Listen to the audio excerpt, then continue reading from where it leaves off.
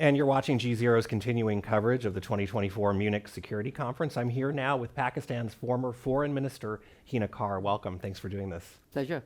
So, Imran Khan, explain his popularity, how even in prison, his party was able to win the most votes, not the majority, but the most votes.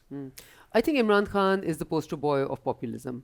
Not only he really represents what populist leaders are all about, what very successful populist leaders are all about. So if you look at, in some ways, President Trump, I could say what led to Brexit also, a little bit of populism, and certainly Imran Khan and many other people, I would say Prime Minister Modi also, they tend to sometimes, so with Imran Khan, he's able to get everybody to rally around what all is wrong and the great injustices. And there are many. Not only in Pakistan, but all over the world, many of our neighboring countries, even worse. However, when he comes to power, he doesn't have any plan to give them a way out, to sort it out. In fact, we saw him literally break down any democratic institutional structure that we had in Pakistan in the time that he was in power. So this is a bit demagogish. Power is power is good if I only have it, and once I have it, I will abuse it, but I will still use populism. So even when they're in government, they act like opposition. Well, I think it's interesting that you make that comparison because it's actually easy for everybody to understand when you paint a picture of it's like Donald Trump, it's like former Brazil President Jair Bolsonaro. So in the case of Imran Khan, is it a vote against status quo, corruption, the way the government has functioned, or is it a vote for him? No, I think it is really what he was able to do very effectively was to coalesce all the support that is against what people are feeling, the cost of living, the cost of, whether it's the electricity or the gas, and the whole system really not delivering to the people. And we all admit, accept it, but when we come to parliament, it is our job to fix it, right? It is our job to find the structures to fix it, to find institutions, to strengthen the institutions to fix it. But if this party returns to parliament, comes into government, and still keeps on talking about whatever is wrong, it doesn't do it, because what we need in Pakistan is a long period of healing. What we need in Pakistan is a long period of building. What we need in Pakistan is a long period of respect of law, institutions, going by what is law, what is rules. Well, so Pakistan is moving forward without Imran Khan as its prime minister, obviously. You never know that. You don't know that yet. Now, how could that happen? Now, explain to me how that would happen. Okay, you see, it's an interesting thing, because what you have is three political parties. One of them, the independents, PTI/PTI, 100 seats to the parliament, of 265. Not a simple majority by any means, then you have PMLN, about 70 plus, and then you have People's Party, 53. And then you have 17 MQM, I think, and then very single digits. So in order to make government, you need any of the first two plus a little bit more, perhaps, depending on. Now, if the first party says, I will not interact with anyone who's political in scope or nature, then that takes them out of the play. Same goes for the second and the third party. So I think right now they have been sending mixed signals. The jury is still out there. If they are pragmatic, realistic, and want to actually deliver and do something about it, they will perhaps choose to try and make a coalition. However, if they want to continue to be the street boy who everybody is for, and that makes them more popular, and that ensures that their political sway will continue, then they will choose not to do so. So if he does not end up moving forward as prime minister, is there a way to bring those coalitions together and move forward peacefully? Look, there will always be some people. What is the democratic process or the parliamentary process of government, right?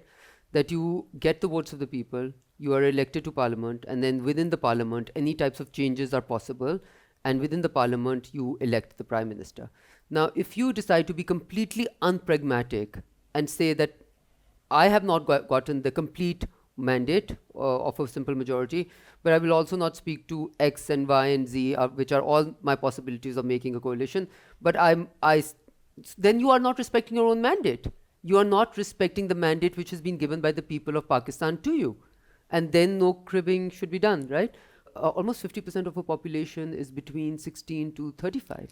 That's a very large youth bubble, so to speak. And we need to ensure that instead of this being our weakness, this becomes our strength. So really, I give hope against hope. Even in the worst of circumstances, the best of things can happen.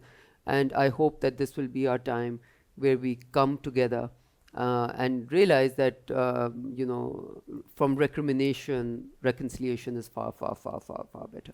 I wanted to ask you specifically about that because I have noticed, particularly this time around at the Security Conference, there's a lot of conversation about inclusive-ness and bringing in the global South and an understanding that there's frustration among emerging economies that they're not as on board with the Western world order. Sure. How do you approach that from your lens as a former foreign minister, but also just as a prominent person from Pakistan?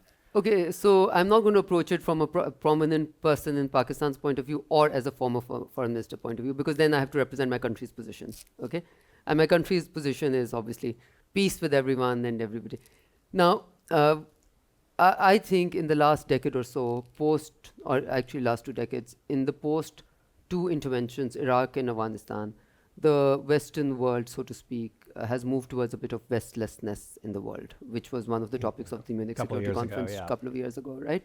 Where the credibility of the West has diminished exponentially.